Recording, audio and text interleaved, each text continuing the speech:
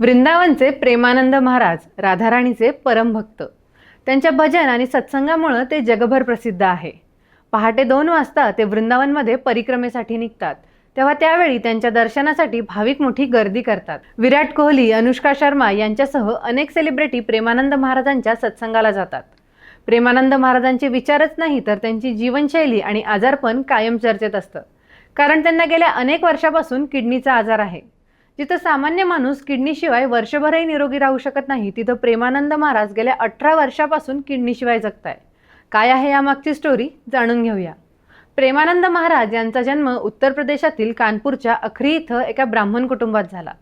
लहानपणी त्यांचं नाव अनिरुद्ध कुमार पांडे असं होतं।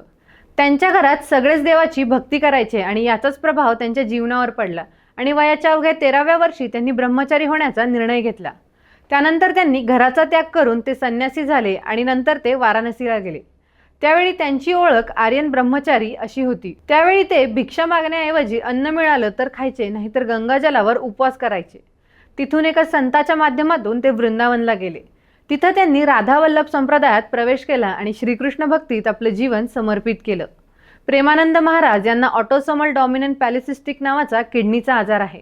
या आजारात किडनीचा आकार वाढू लागतो। सिस्ट म्हणजे यात पाणी आणि गाठी तयार होऊ लागतात।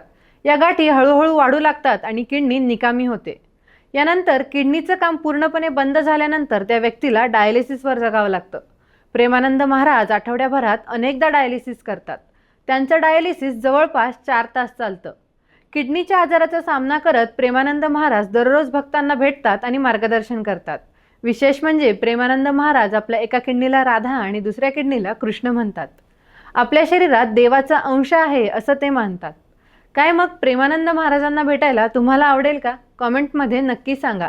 आणि अशाच माहितीसाठी आपल्या ऑनलाईन नेताच्या पेजला फॉलो करा, तसेच आपल्या YouTube चॅनलला सबस्क्राईब करायला विसरू नका।